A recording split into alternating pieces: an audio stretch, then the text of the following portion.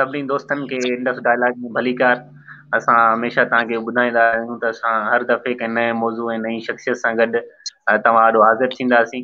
सो अॼु जेको हिकिड़ो अहम मौज़ू आहे, काफ़ी डिस्कस थिए थो। मिडल ईस्ट में तमामु वॾा मामला आहिनि ऐं मलेशिया जेका हिकु वेड़ हले पई, फ़लस्तीन इसराइल जी जंग, उहा सॼे खिते में पखिड़िजी वई आहे। उन में विड़हा तंज़ीमूं जेके आहिनि उन्हनि जंग जेका आहे उहा समूरे खिते में पखिड़े छॾी आहे। मेन स्ट्रीम मीडिया ऐं ख़ासि तौर ते यूरोपी मीडिया हिन मौज़ू ते मुकमल तौर ते पाबंदी आयत करे छॾी आहे। त ज़ेब खे मां इहो ॿुधाईंदो हलां त नेल्सन मंडेला हिकिड़े दफ़े जॾहिं अमेरिका वियो हो आज़ादी खां पोइ, त उनखां कंहिं अमरीकी शहरी इहो पुछो त बाबा तव्हां समूरी ज़िंदगी चओ था असां इंसानियत लाइ जिदोजहद कई, ऐं पोइ जेके इंसानियत जा दुश्मन आहिनि उहे तव्हांजा दोस्त आहिनि। ऐं पोइ अमरीकी उन अमरा उहे नाला मेंशन कराया, उन्हनि में हुआ यासिर अराफात, फिडेल कास्त्रो ऐं लीबिया जो कर्नल कज़ाफी। सो नेल्सन मंडेला उनजे जवाब में चयो त अमेरिका ऐं यूरोप जा जेके थिंक टैंक आहिनि उन्हनि जी वॾे में वॾी बेवकूफ़ी ऐं ख़ुशफ़हमी इहा आहे त हू चाहिनि था त उन्हनि जा दुश्मन समूरी इंसान ज़ात जा दुश्मन हुजणु घुरिजनि। सो उन्हनि जी इहा वॾी बेवकूफ़ी आहे जो हू चाहिनि था जेको असांजो दुश्मन आहे उहो समूरे इंसान ज़ात जो दुश्मन हुजणु घुरिजे।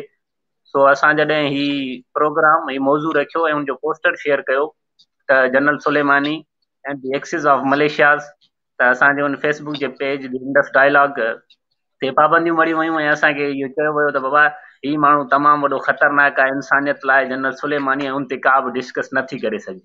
सो अॼु असां हिन मौज़ू ते general Soleimani and the axis of militias ते ॻाल्हि ॿोल करण लाइ प्यारे ज़ेब जतोई खे मदऊ कयो आहे।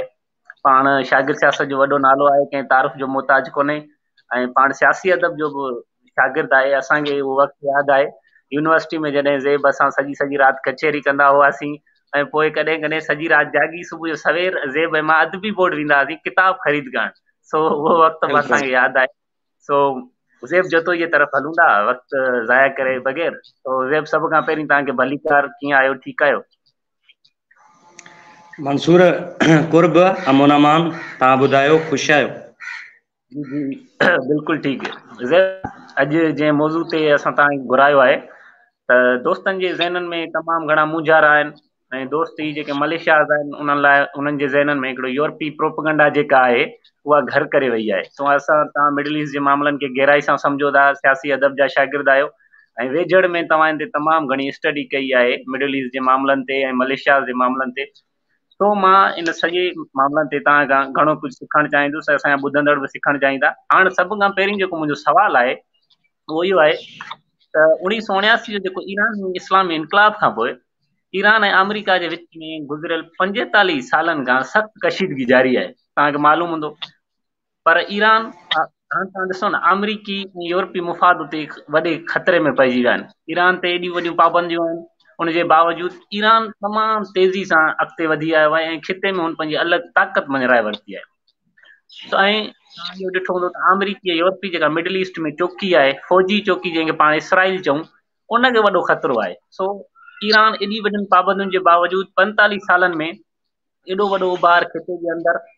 सो इन में जनरल कासिम सुलेमानी जो कहिड़ो किरदारु हो, फौजी तौरु, मिलिटरी तौरु, या स्ट्रेटजी उहा कहिड़ी, जंहिंजे करे ईरान एॾनि वॾियुनि ताक़तुनि सां दुश्मनी जे बावजूदि खिते में वॾी ताक़त थी उभरी आयो आहे?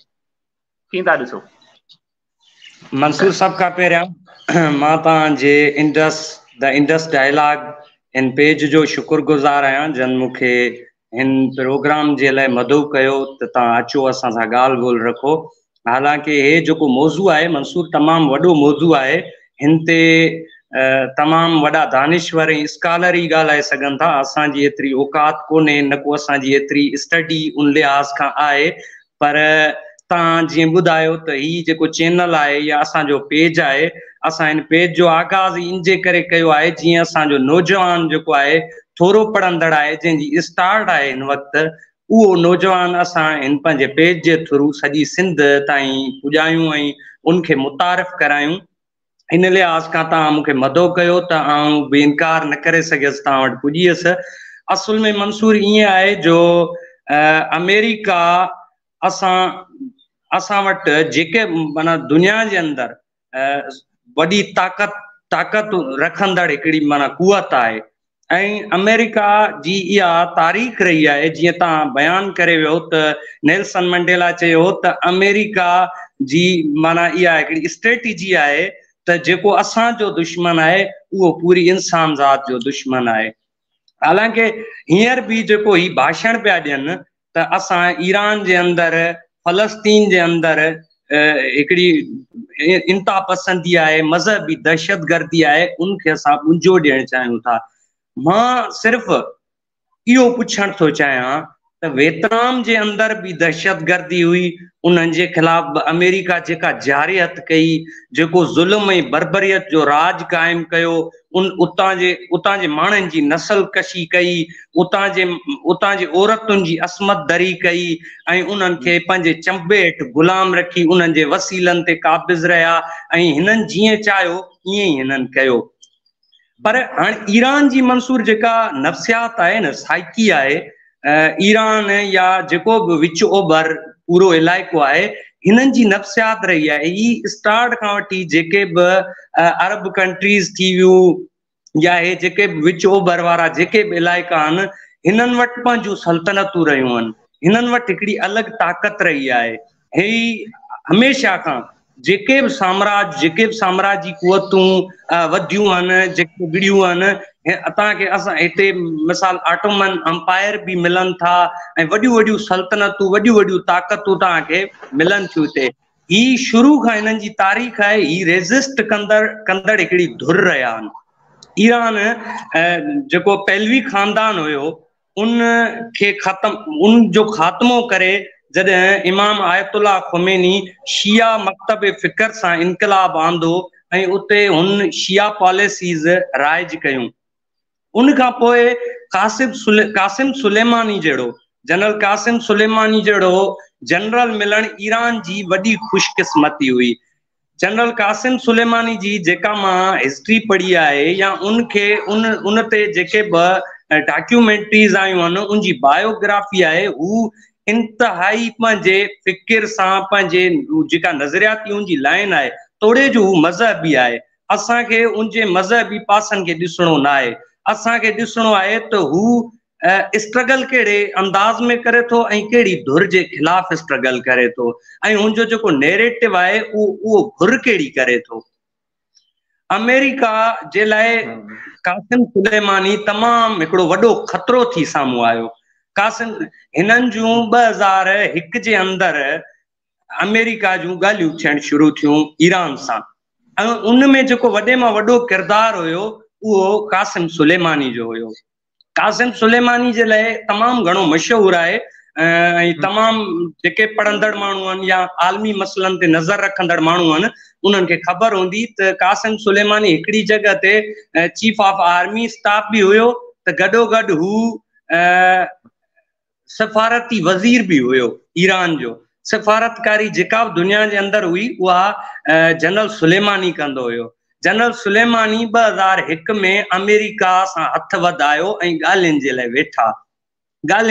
वेठा त 2002 में जॉर्ज बुश जीअं ई हुकूमत संभाले थो, अॻियां अचे थो, त जॉर्ज बुश हिकिड़ो बयानु ॾिनो हुयो जंहिंमें हिन चयो ईरान जेको आहे उहो एक्सेस ऑफ इवल आहे। हिकिड़ो इहो जुमिलो जेको हुयो न, इन जुमिले ई पूरी माना ईरान ऐं अमेरिका जी जेका हिस्ट्री थियणी हुई, हिकिड़ो जेको एॾो वॾो कॉन्फ्लिक्ट हुयो, उहो कॉन्फ्लिक्ट ख़तमु थियणु पियो वञे। उहो कॉन्फ्लिक्ट ईअं ई ख़तमु थियणु पियो वञे, तालिबान अल-क़ाइदा कंहिंजी पैदावार आहे, इहा कंहिंखां बि लिकल ॻाल्हि कोन्हे। इन्हनि खे कंहिं अॻियां आंदो, कंहिं विड़ायो, कंहिं पंहिंजे मफ़ादनि जे लाइ इस्तेमालु कयो, पर जॾहिं उहो पूरी दुनिया जे लाइ तालिबान ख़तरो बणिजी वियो, 9/11 जे वाक़े खां पोइ अमेरिका पाण शॉकेड थी वियो त हीअ ई माण्हू जेके माण्हू असांजा पैदा कयल आहिनि, उहे माण्हू असांजी हाणे ॻिची में पिया पवनि। उन्हनि माण्हुनि खे पोइ हिते हटाइण जे लाइ जॾहिं हिननि कोशिशूं वरितियूं त जनरल सुलेमानी हिननि सां ताउन करण जी ॻाल्हि कई ऐं इन क़िस्म जो बयानु जॉर्ज बुश जो सिधी सही जारियत हुई।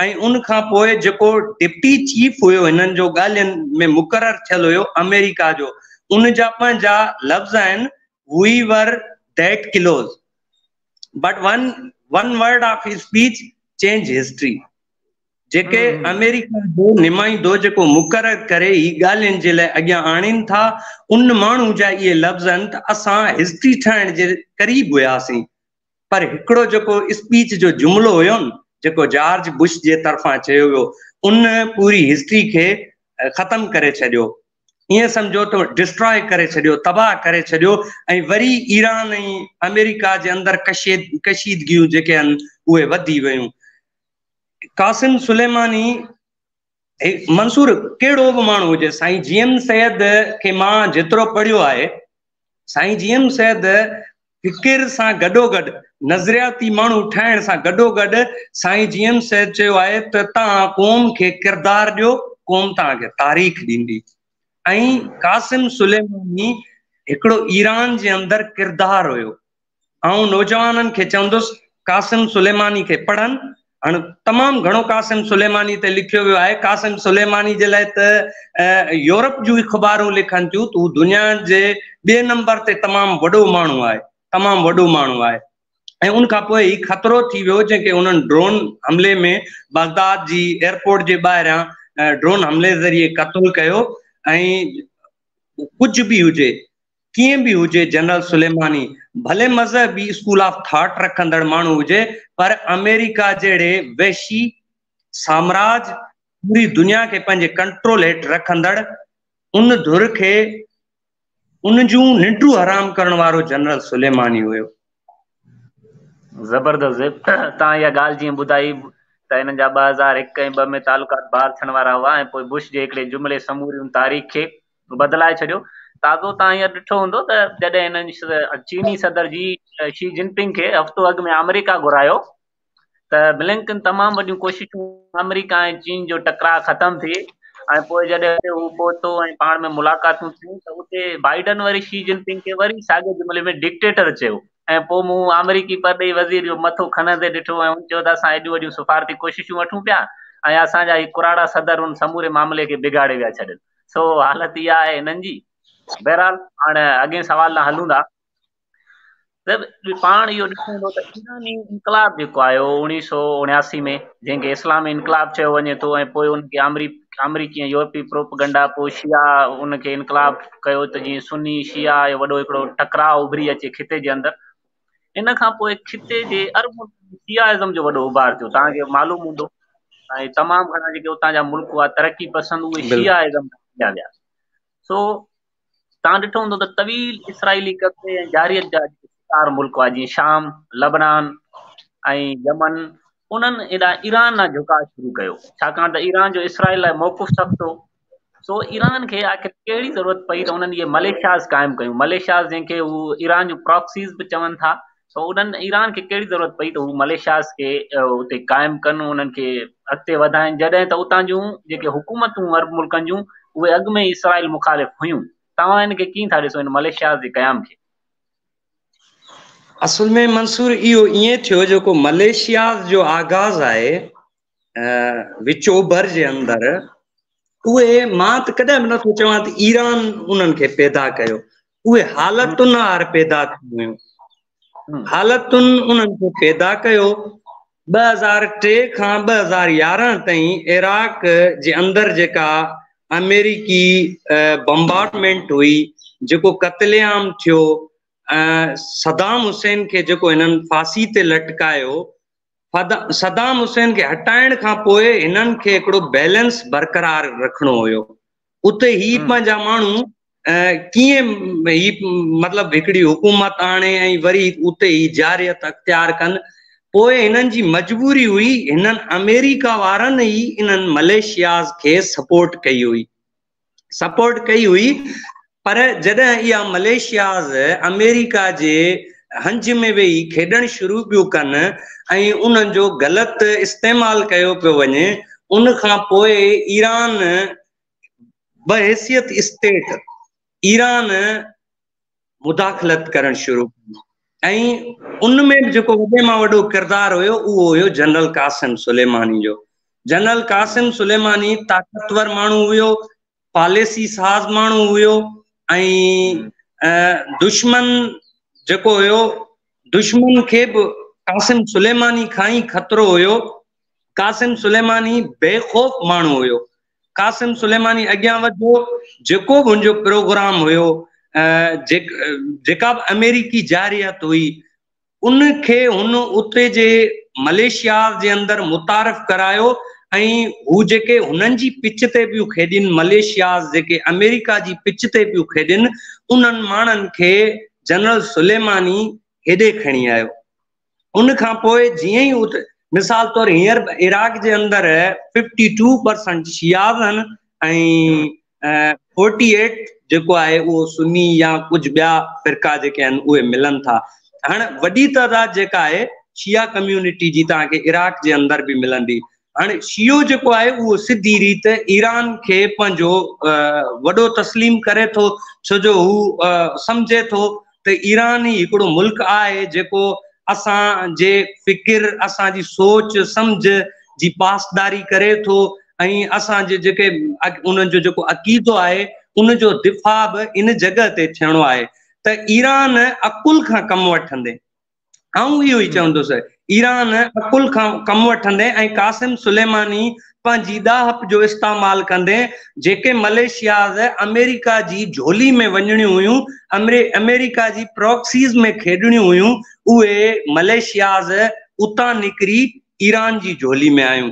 ऐं ईरान जी झोली में अचण खां पोइ हाणे मिसाल तौर मंसूर ॾिसो, तूं मां सिंध जे अंदरि रहंदड़ माण्हू आहियूं ऐं पाकिस्तान पाकिस्तान जी स्टेट अंदरि रहूं था ऐं पाण खे ख़बर आहे मिसाल तौर बलोचनि ते जेका जारियत हले पई पाकिस्तानी फोर्सिस जी, मुख़्तलिफ़ फोर्सिस जे रूप में उन्हनि ते जारियत हले पई। असांजे अॻियां मिसाल आहे, तव्हांखे मूंखे त ख़बर आहे, हर सियासी माण्हू खे ख़बर आहे त बलोचनि ते जॾहिं ऑपरेशन थींदो आहे, CTD जी कार्रवाई हुजे या FC जी कार्रवाई हुजे, उनमें छा ॾेखारियो वेंदो आहे? उनमें इहो ॾेखारियो वेंदो आहे त असां फिलाणे मुक़ाबले में 5 दहशतगर्द मारे छॾिया। हालांकि उहे सिधा तोखे मूंखे हर अकुलमंद माण्हू खे, थोरो बि अकुल रखंदड़ माण्हू आहे, थोरो बि सेंस रखंदड़ माण्हू आहे, उनखे ख़बर आहे त इहे बलोच दहशतगर्द न, देश भगत आहिनि। इहे पंहिंजे वतन जी ॻाल्हि कनि था, पंहिंजे हक़नि जी ॻाल्हि कनि था। इन जे करे इन्हनि खे मारियो पियो वञे, इन जे करे इन्हनि खे चिचरियो ऐं सिफ़ हस्ती तां हटायो पियो वञे, जे बलोचिस्तान जी ॻाल्हि न करे सघनि। साॻी तिर्ज़ ते अमेरिका, उहे जेके मलेशियाज़ आहिनि इराक जे अंदरि, उन्हनि खे मौजूदा वक़्तु ईरान अमेरिका ख़ासि तौर ते जीअं दाइश ऐं तालिबान खां हिननि कमु वरितो आहे न, ही वरी उन्हनि खे उहो ई रूप साॻियो ॾेखारे, चवनि था त इहे मलेशिया जेके आहिनि उहे आहिनि दहशतगर्द। हालांकि अहिड़ी मंसूर मूं अॼु ॾींहुं ताईं का बि कार्रवाई मलेशिया जी न आहे ॾिठी जेका कार्रवाई हिननि जी दुश्मन खां हटी करे, पंहिंजे दुश्मन खां, दाइश ऐं अलकायदा केरु आहे? अमेरिका आहे, अमेरिका जी पैदावार आहिनि।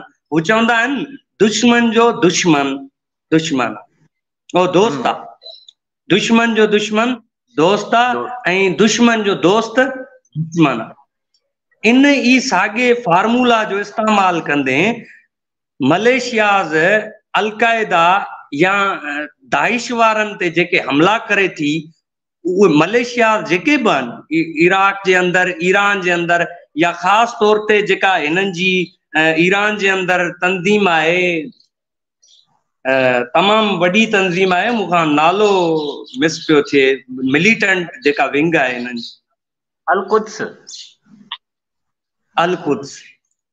एग्ज़ैक्टली, अल-कुद्स उन्हनि जी सरबराही करे थी। बिल्कुलु अल-कुद्स उन सॼे मामले खे लीड करे थी, पर अल-कुद्स जे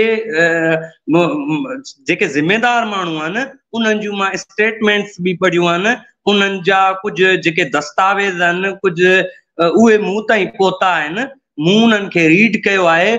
उनमें हुननि किथे बि इन क़िस्म जी शइ का बि न आहे ॾेखारी त असां जंहिं स्कूल ऑफ थॉट जा माण्हू आहियूं, पूरी दुनिया जेका आहे असां जे ई लफ़्ज़नि तहत ऐं असां जेको चाहियूं था उन तहत ई हलनि।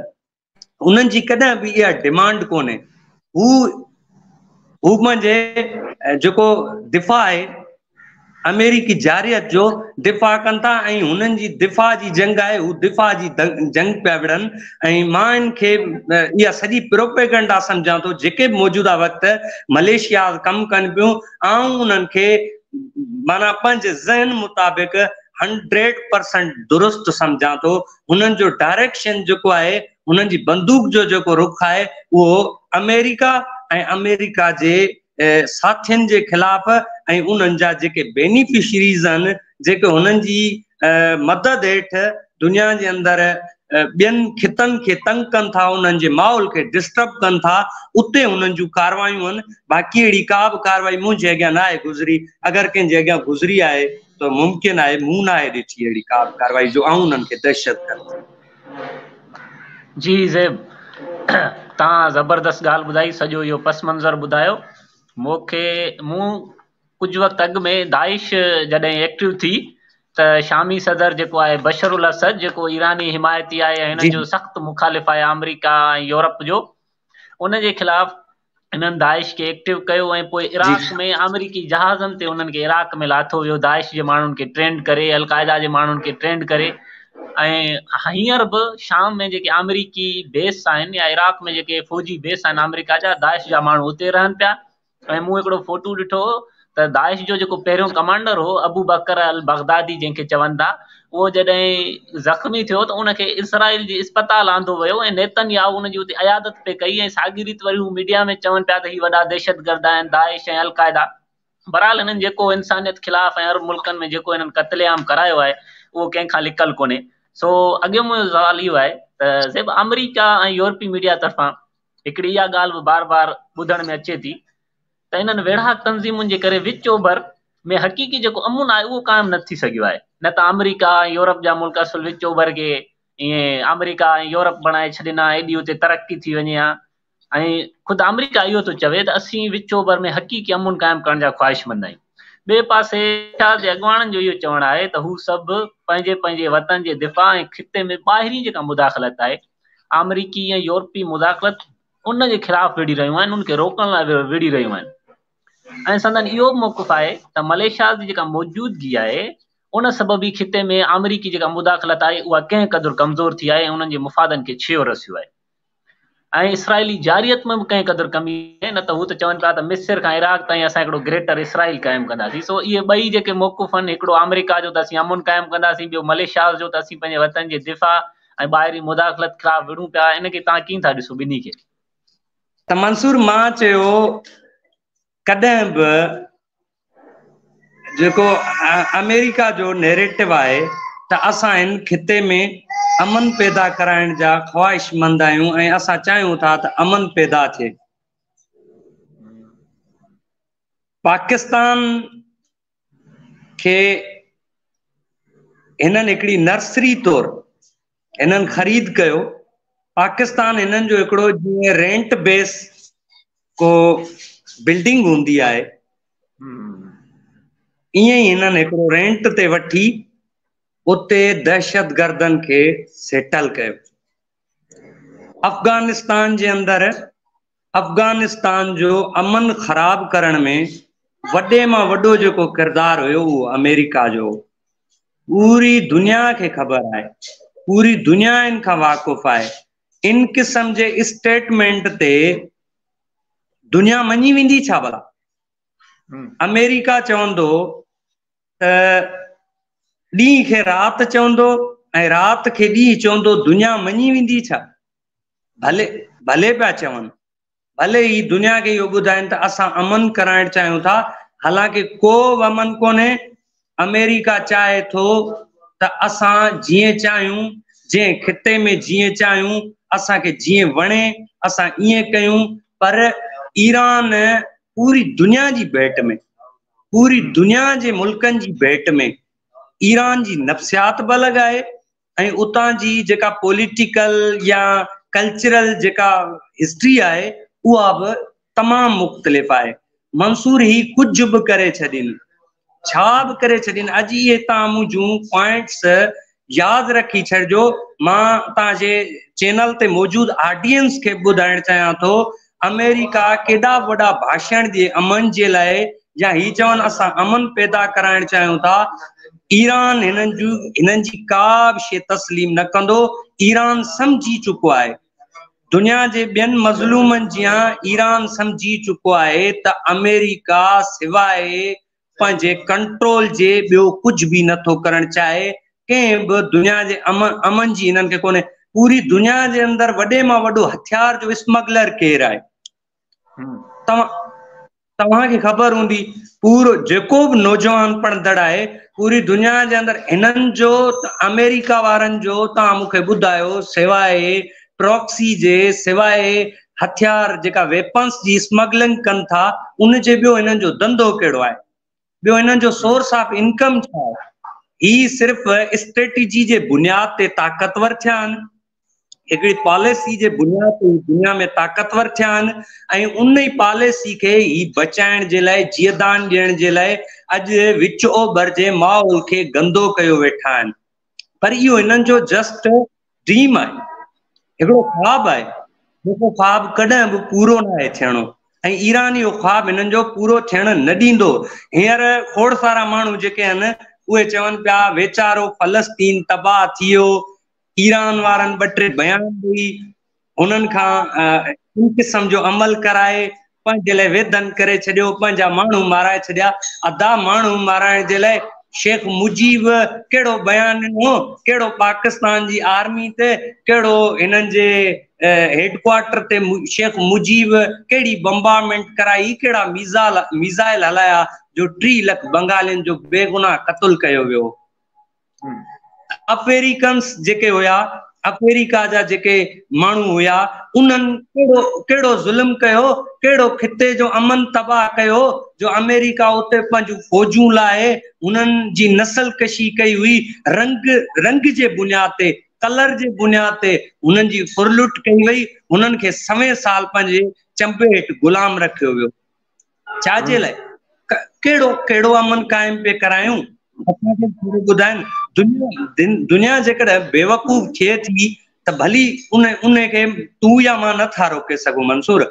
अगरि को बि नौजवान, अगरि का बि तहरीक इहो चवे थी त अमेरिका वाकई बि असांखे बेनिफिट ॾियारींदो, असांखे आज़ादी ॾियारींदो ऐं वाकई बि दुनिया जे अंदरि अमन जो सफ़ीर अमेरिका आहे, त इहा खुलम खुली ॿियो कुझु बि न आहे। ऐं हिननि खे को बि कंहिं बि खिते जी अमन सां को बि सरोकार कोन्हे, को बि सरोकार कोन्हे। अमन ईअं काइम थींदो ई कोन्हे। न्यूटन जो फार्मूला आहे न, motion, third law of motion आहे शायदि, जंहिं शइ जेतिरो ज़ोर सां हणंदो ओतिरो ई पोइ तव्हांखे एॾो ई ज़ोर सां हुनजो जवाबु मिलंदो। त ही जेको तव्हां अमन जे लाइ बंदूक जो इस्तेमालु कयो पिया इराक जे अंदरि, ईरान जे अंदरि, फलस्तीन जे अंदरि, लेबनान जे अंदरि, जेतिरो ही बंदूक जो हेलीकॉप्टर जो इस्तेमालु कंदा एतिरो उते बग़ावत जनम वठंदी ऐं एतिरो हिननि खे मुंहुं तोड़ जवाबु मिलंदो ऐं हू एतिरा ताक़तवर थी चुका आहिनि। हाणे अमेरिका पंहिंजे मंतकी अंजाम ॾे वधे पियो। हाणे हिननि जा इन क़िस्म जा बयान अचणु शुरू थिया आहिनि। जनरल सुलेमानी छा चयो? जनरल सुलेमानी हिननि खे हिकिड़ो जुमिलो चयो हो जेको हिननि हुननि जे अमीर खे, हिननि मुंहिंजे सम्झ में डोनाल्ड ट्रंप बयान ॾिनो त ही खिते में अमन तबाह करणु चाहिनि था। जनरल सुलेमानी ट्वीट कयो, चई तव्हांजी एॾी औकात कोन्हे जो तव्हांखे असांजो अमीर, असांजो जेको सरबराह आहे रहबर, उहो तव्हांखे जवाबु ॾिए। तव्हांखे मां जवाबु थो ॾियां, असां तव्हांजे एतिरो क़रीब पहुची चुका आहियूं, एतिरो क़रीब पहुची चुका आहियूं, तव्हांखे इन जी का मालूमात ई न आहे। जंग जो आगाज़ तव्हां कंदो, उनजो इत्तिफ़ाक़ नथा तव्हांखे करे ॾेखारींदासीं। ऐं इहा मंसूर, इहा हक़ीक़त अथव, हक़ीक़त ते मुबनी स्टेटमेंट अथव। ऐं ईरान एतिरो ताक़तवर थी चुको आहे, एतिरो ताक़तवर थी चुको आहे। रूस त ज़ाहिरी ॻाल्हि आहे सपोर्ट कंदो ईरान जी ऐं कंदो रहियो आहे। ऐं ईरान इन जंग खे सियासी जंग न आहे सम्झो, हुन पंहिंजी तारीख़ी जंग सम्झी, हुन पंहिंजे कुलनि जे मथां ईअं सम्झो त भार सम्झी इन जंग खे जोटियो आहे। बिना नतीजे जे ईरान हाणे कॾहिं बि इन्हनि खां विथड्रा कोन कंदो इन जंग खां, ऐं इहो मामलो तय थियणो आहे। जनरल सुलेमानी जेको इहो बयान ॾिनो इहो हिननि जे लाइ मौत हुयो, ऐं इहो को बयान मोज़ हिकिड़ो ख़ाली जुमिलो न हुयो मंसूर, ऐं इहो जुमिलो ई हुयो जेको सबबु बणियो जनरल सुलेमानी जे डेथ जो, उनखे क़त्ल कयो वियो, उन ते हमिलो कयो वियो, इहो जुमिलो हुयो। ऐं इन जुमिले खे अमेरिका इन जुमिले जी अहमियत खे सम्झी वरितो हुयो, ऐं ही वाक़ुफ़ थी चुका हुया, सुलेमानी जे प्लान खां ई वाक़ुफ़ थी चुका हुया। हाणे जेको सुलेमानी असां ते वार करण पियो वञे, उहो वार असांजे लाइ तमामु ख़तरनाक वार हूंदो, ऐं उहो वार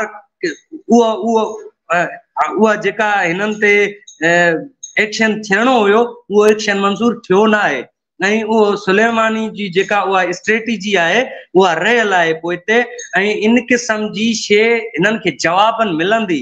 सुलेमानी जे क़त्ल खां पोइ ईरान जे अंदरि मस्जिद कूफा जे मथां जेको ही ईरान जे अंदरि रेड परचम लहराईंदा आहिनि, उनजो माना उनजी इहा निशानी आहे त असां जंग जो ऐलान कयो आहे। ऐं जेको आयतुल्ला अली खामनाई आहे उनजो बयान हुयो त जनरल सुलेमानी जो असां पलांद अमेरिका खां ज़रूरु वठंदासीं, ऐं इन क़िस्म जो को बि पलांद अञा कोन्हे थियो, इहो अमेरिका खे पलांद ॾियणो पवंदो। ज़बरदस्त। मूं जॾहिं जनरल कासिम सुलेमानी खे क़त्ल कयो वियो या हू शहीद चवनि, जेको बि चवनि शहीद कयो वियो या क़त्ल कयो वियो, उन खां पोइ अल कुद्स फोर्स जो जेको उनजी जॻह ते कमांडर थियो सैयद इस्माइल कनानी, उनखे चवनि था अलाए कहानी चवनि था, उन चयो त जनरल कासिम सुलेमानी जो बदिलो फ़क़ति इहो आहे त जेको उन्हनि चयो त पोड़ो कुतो आहे, ट्रंप खे उन्हनि ईअं चयो त उन जा जेके टुकड़ा आहिनि उहे मशरिक़ वस्ता में तव्हांखे मिलंदा, ऐं जॾहिं बि मशरिक़ वस्ता आयो असीं उनखे टुकर करे छॾींदासीं। सो ॾिसूं त अॻिते छा थो थिए। बहरहाल ॿियो हिकिड़ो सुवालु आहे त अॻु खिते में पाण खे फ़क़ति हिकिड़ी ताक़त ॾिसण में ईंदी हुई, ऐं उहा हुई इसराइल, उनजे पुठियां अमेरिका ऐं यूरोप बीठल हो। पर हाणे पाण खे विच ओभर जो जेको ताक़त जो तवाज़ुन आहे उहो मुकमल तौर ते तब्दील थींदे नज़र अचे पियो। हाणे त तव्हां ॾिठो त मलेशिया उन नहज ते पहुची चुकियूं आहिनि जो खिते में जेके आमरीकी ॿेड़ा आहिनि, बहरी ॿेड़ा, तव्हां ॾिठो त यमन जे हुस्न ताज़ो आमरीकी बरतानिया इसराइली ॿेड़ियुनि ते वॾा हमला कया आहिनि, ऐं अमेरिका जो बरतानिया जो त हिकिड़ो वॾो कार्गो शिप उन्हनि अगवा करे वरितो आहे जेको यमन उन्हनि पहुचाए छॾियो आहे। सो छा ईरान पारां जेके मलेशियाज़ आहिनि उन्हनि जी इन पैमाने जी मदद ऐं खेनि मुकमल तौर ते हथियार बंदि करणु जेको आहे हिज़बुल्लाह खे, हमास खे, जिहाद इस्लामी खे, अंसारुल्लाह हुसी खे, ऐं हेॾां इराक में अशदुल शाबी ऐं का ॿी कताइब हिज़बुल्लाह चवनि था उहे तंज़ीमूं आहिनि। पर ई दुनिया जो इहो मञणु आहे त पंहिंजे मुफ़ादनि लाइ इस्तेमालु करणु, ऐं उन्हनि मुल्कनि में छा इहा ईरान जी मुदाख़लत न आहे, जॾहिं त ॿिए पासे अमेरिका ऐं यूरोप गुज़िरियल 75 सालनि खां हर तरह सां इसराइल जी सियासी ऐं फ़ौजी मदद कंदा रहनि था, ऐं खिते जे अमुन खे उन्हनि मुकमल तौर ते तबाह करे छॾियो आहे।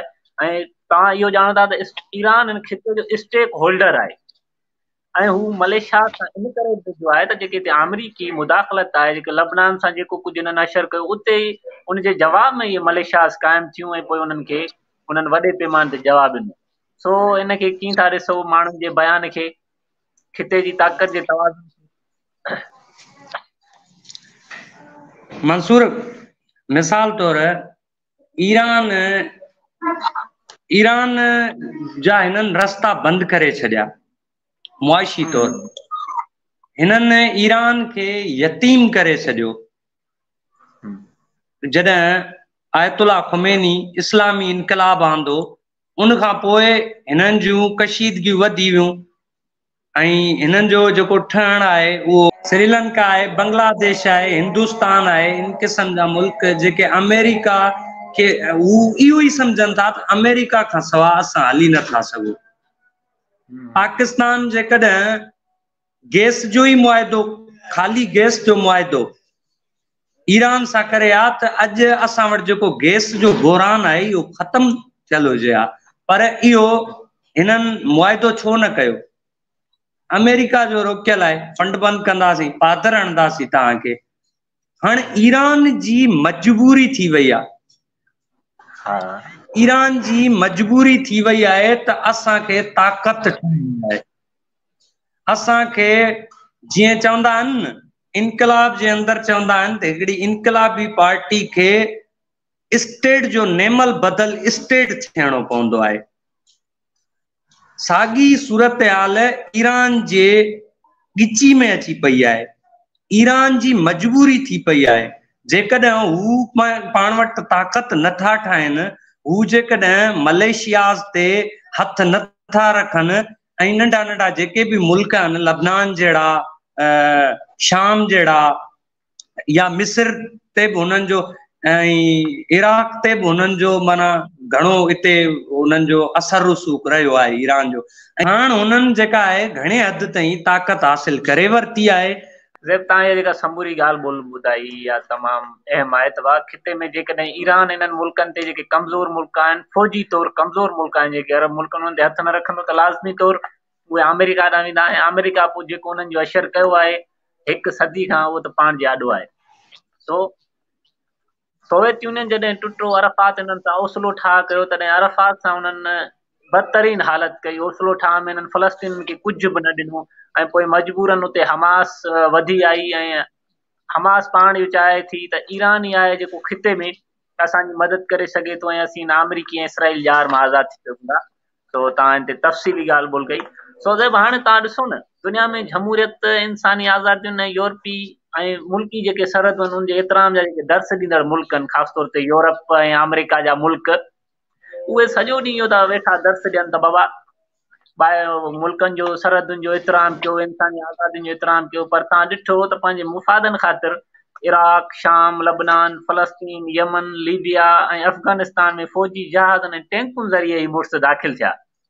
तॾहिं खेनि को बि इंसानी हक़, आलमी कानून यादि न आया। पर जॾहिं हाणे संदन मुफ़ादनि ख़ातिर हमास, जिहाद इस्लामी ऐं ॿिया टिया हिज़बुल्लाह उहे उथी खड़ा थिया आहिनि, तॾहिं हिनखे इंसानी हक़ ऐं सरहदुनि जो एतिराम सभु कुझु यादि अची वियो आहे। ऐं इसराइल ते जेको 75 सालनि खां जेको फ़लस्तीन ते जबुर थियो, उहो कंहिं खाते में ई कोन्हे। पर इसराइल ते जेको 7 अक्टूबर ते हमलो थियो, उहो इंसानियत ख़िलाफ़ वॾो संगीन जुर्म हो। ऐं हिकु पासे 15,000 फ़लस्तीनी, ॿिए पासे 1200 इसराइली, उन्हनि खे उहे पाण में कंपेयर पिया कनि। हाणे इन खां वॾो ॿियो कहिड़ो शर्मनाक अमल थींदो? तो हाणे तव्हां ॾिठो हूंदो 8 खां 10 साल जेके थिया आहिनि, हिन में मलेशिया तमामु वॾियूं ताक़तवर थियूं आहिनि ऐं अमरीकी मुफ़ाद तमामु घणा खिते में कमज़ोर थिया आहिनि। ऐं अमरीका खे आख़िर अहिड़ी कहिड़ी ज़रूरत पवे थी त 8 खां 10,000 किलोमीटर परे अची इन खिते में मुदाख़लत करे थो। पर जॾहिं ईरान पंहिंजे पाड़ेसरी मुल्कनि जी मदद करे थो त उनखे चवे थो त हीउ सरहदुनि जो एतिराम न आहे, दहशतगर्दी फैलाए पियो। दरअसल ईरान त खिते जो स्टेक होल्डर आहे। तव्हां असुल में इहा अमेरिका जी हिते मुदाख़लत सम्झो था या ईरान जी मुदाख़लत सम्झो था? त मंसूर ॾिसो, हाणे असां जीअं पहिरियां बि ॻाल्हि करे वियासीं त भला अमेरिका जे मथे में सूर छो पियो आहे इहो त अमन असांखे कराइणो आहे, नुक़सान बि बर्दाश्त कंदासीं, सभु कुझु कंदासीं। मां नंढड़ो हिकिड़ो सवाल कयां थो तव्हांजे सेशन में। अमेरिका जेकॾहिं दुनिया जे अंदरि अमन क़ाइमु करण जो दाई आहे त मुंहिंजे रबर साईं जेम्स जो हिकिड़ो कोटेशन आहे त, या ख़ासि तौर ते उहो काउंट कराईंदा आहिनि 1952 जे अंदरि वयाना कॉन्फ्रेंस में साईं चयो त जेकॾहिं तव्हांखे पूरी दुनिया जे अंदरि अमन क़ाइमु करणो आहे त जेके तव्हां पंहिंजूं पेनेट्राइज़ कयल जेके हिकिड़ियूं मज़हबी स्कूल ऑफ थॉट रखंदड़ मिलिटेंट विंगू जोड़ियो पिया हिते, उन्हनि खे ख़तमु कयो। इहे पूरी दुनिया जे लाइ अमन जो जेको आहे उहो अमन जे लाइ उहे नुक़सानकार साबित थींदा। गॾोगॾु तव्हां जेके ग़ुलाम क़ौमूं आहिनि, जेके तारीख़ी तौरु क़ौमूं आहिनि ऐं उन्हनि जो आज़ादी हक़ आहे, उन्हनि ग़ुलाम क़ौमनि खे तव्हां आज़ादु कराईंदो त दुनिया जे अंदरि अमन क़ाइमु थी वेंदो। हक़ीक़ी जेका बैनल अक़वामियत जुड़ंदी न, हक़ीक़ी बैनल अक़वामियत जे बुनियाद ते ई अमन क़ाइमु थी सघंदो। अमेरिका चवे थो त डंडो मूं वटि हुजे, वॾो डंडो हुजे। मंसूर जेको डंडो मां तव्हांखे हिते ॾेखारे नथो सघां केॾो डंडो चवे थी, त उहो डंडो असां वटि हुजे ऐं असां उहो डंडो सभिनी खे ॾियूं ऐं असां जीअं चाहियूं ईअं कनि। उनखे असां चवंदासीं दुनिया जे अंदरि हाणे अमन क़ाइमु थी चुको आहे। पर न, अमन ईअं न थींदो, कॾहिं बि न थींदो। अमन तॾहिं पैदा थींदो जॾहिं तारीख़ी क़ौमूं पंहिंजो पाण रूल करणु शुरू कंदियूं उन्हनि ते जेको साम्राजी तसल्लुत आहे उहो ख़तम कयो वेंदो। कॉलोनियलिज्म जेका लागू थियल आहे उन जो खात्मो हूंदो। ही कॉलोनियलिज्म आहे न सॼी हिते जेको बि माना फलस्तीन जे अंदरि छा आहे ॿियो, हिननि ही चवनि था असांजी बाक़ियात हुजे। इराक जे अंदरि एॾो वॾो तशद्दुद, एॾो वॾो क़त्लेआम छा हुयो, कहिड़ो अमन हुयो, छा जो अमन हुयो? इहा मज़ाक बंदि थियणु घुरिजे। अमेरिका इन क़िस्म जा जुमिला चई, इन क़िस्म जा बयान ॾेई त असां दुनिया जे अंदरि अमन कराइणु चाहियूं था, अमन कराइणु चाहियूं था। बाबा अमन ईअं थींदो ई कोन। तव्हां डंडो खणंदो, तव्हां माण्हुनि खे चवंदो जीअं असां चऊं ईअं तव्हां कयो, ईअं अमन क़ाइमु थींदो कोन थी सघंदो अमन क़ाइमु। ऐं जेको माण्हू चवे थो अमेरिका इन अंदाज़ में अमन कराइण पियो वञे ऐं ईरान या इन क़िस्म जूं जेके बि उते मलेशियाज़ आहिनि उहे दहशतगर्द आहिनि, त मां सम्झां थो उन खां वधीक मौजूदा दौर जो को बि वॾो बेवकूफ़ माण्हू कोन्हे। ऐं उन खे मां इहो ई चवंदुसि त थोरो ख़ुदा खे मञो, पंहिंजे सेंस खां कमु वठो ऐं पंहिंजे सेंस जो इस्तेमालु कयो, अकुल खां थोरो कमु वठो ऐं ईअं दुनिया जे अंदरि अमन क़ाइमु थींदो। ईअं क़ाइमु भला ईअं क़ाइमु कॾहिं अमन क़ाइमु थियो आहे छा? कुझु बि न आहे सवाइ बेवकूफ़ करण जे। पूरी दुनिया खे पंहिंजी जारियत खे कीअं जस्टिफाई कनि, पंहिंजे तसल्लुत खे कीअं जस्टिफाई कनि, इहो ई हिकिड़ो मंसूर तरीक़ो आहे जंहिंजे आधार ते जस्टिफाई कनि पिया त असां अमन कराइणु चाहियूं था, असां अमन कराइणु चाहियूं था। इन क़िस्म जूं तव्हांखे स्टेटमेंट हिते असांजे खिते में खोड़ मिलंदियूं, खोड़ जेके असां जूं मिसाल तौरु हाणे ई ताज़ो वाक़ियो थियो माड़ी जलबाणी जो, उते 6 मासूम 6 ॻोठाणनि खे क़त्ल कयो वियो आहे, गोलियूं हलायूं आहिनि रेंजर्स जे तरफ़ां, हसास इदारा मौजूदु आहिनि, पुलिस मौजूदु आहे। उहे चवनि पिया हिकिड़ी वॾी दहशतगर्दी थियणी हुई, असां उनखे रोकण जे लाइ उते वियासीं, असां ते हिननि फायरिंग कई, असां जवाबी फायरिंग कई। एॾी वॾी दहशतगर्दी थियणी हुई जो तव्हां असले सां लेस थी वञी ॻोठ में लथा आहियो ऐं उते तव्हांखे को बि अहिड़ो माण्हू न मिली सघियो। अच्छा तव्हां ॾिठो न त इराक अफगानिस्तान में जेके जंगियूं थियूं, अमेरिकी थिंक टैंक हुआ, जेके जंगी माहिर हुआ उहे हुते मौजूदु हूंदा हुआ। हाणे तव्हां ॾिठो हूंदो 50 सालनि खां 50 ॾींहंनि खां जेका जंग पई हले हिते फलस्तीन इसराइल जी जंग, उते बि अमेरिकी जेके जंगी माहिर आहिनि उहे उते मौजूदु आहिनि ऐं उहे इसराइली जनरल खे वेठा डिक्टेट कनि त हिते हमला कयो ऐं अहिड़ी तरह जा हमला करियो। सो उहे उनखे जाइज़ पिया ठाराइनि, बाबा इसराइल खे पंहिंजे दिफ़ा जो मुकमल तौर ते हक़ आहे ऐं उनखे वॾो ख़तरो आहे हिते जन।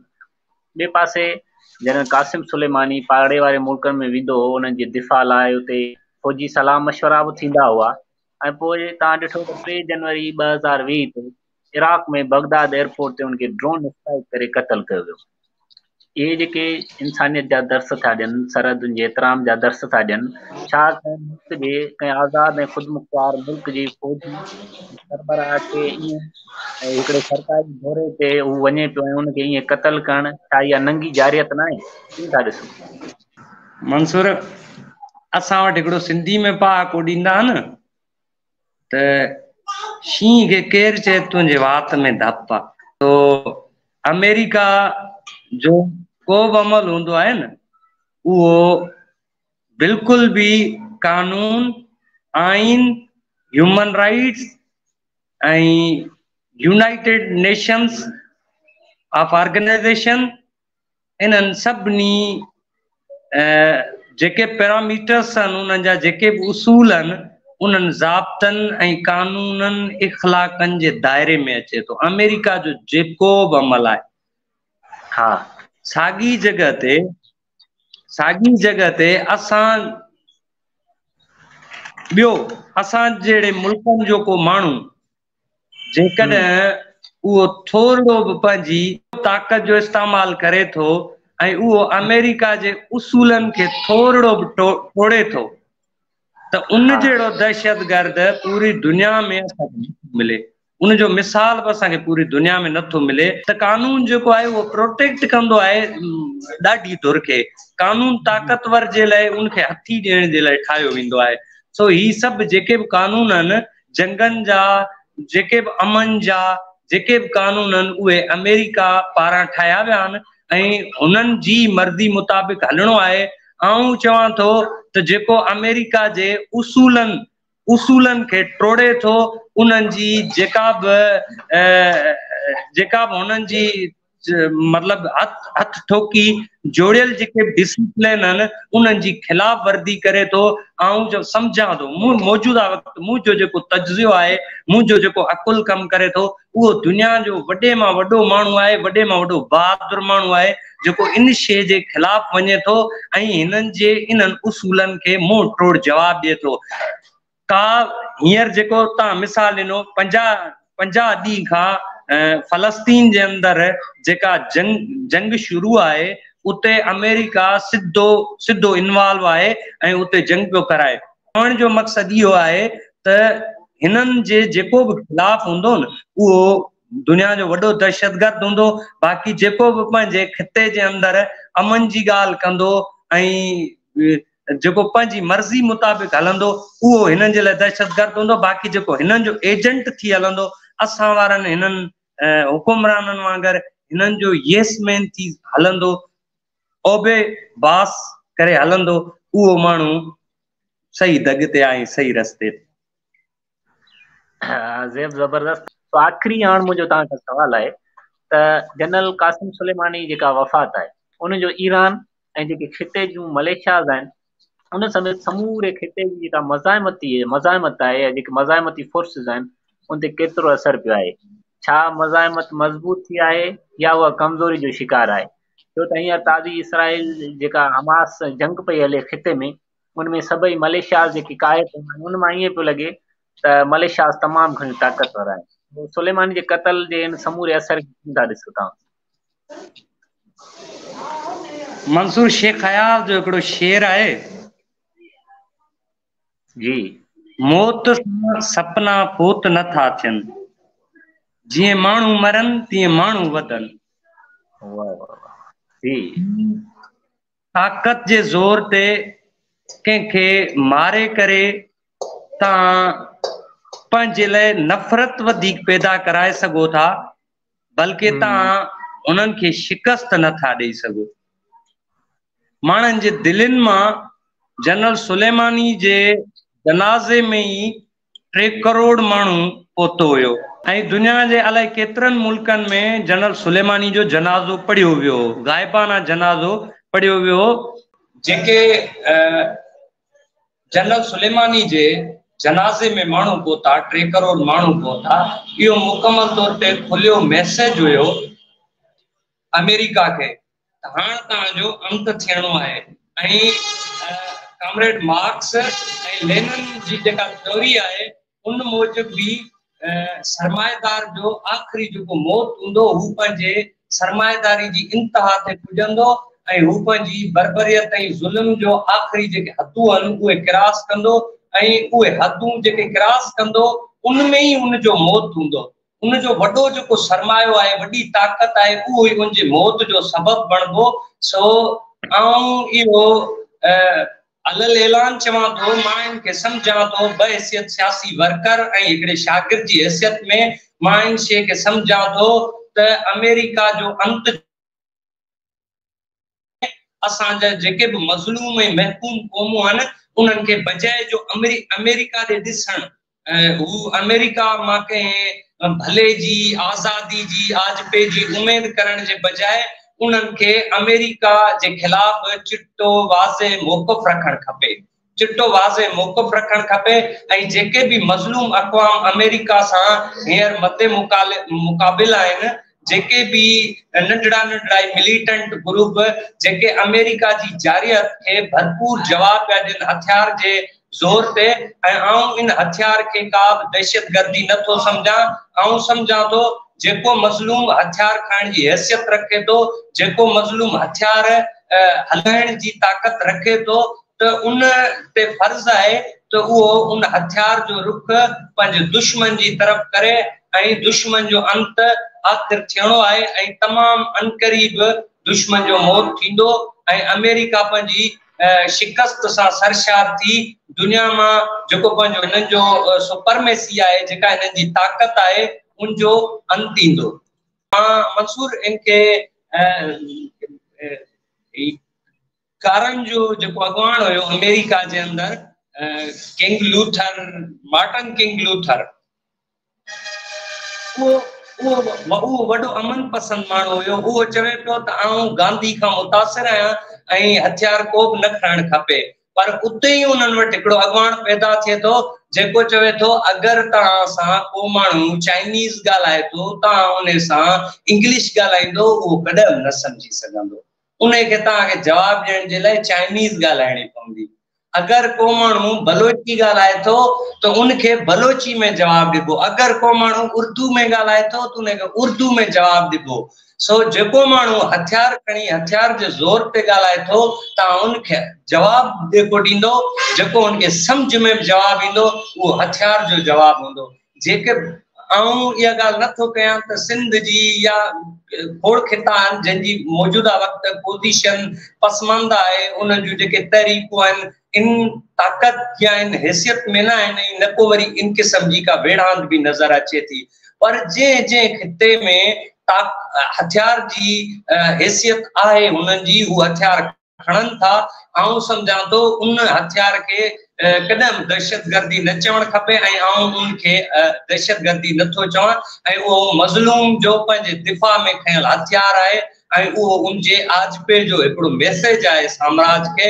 ऐं उन ई ज़रिए हू पंहिंजी जेका विञाइल जेको तशख़्ख़ुस अथसि उहो तशख़्ख़ुस हासिल करे सघंदो।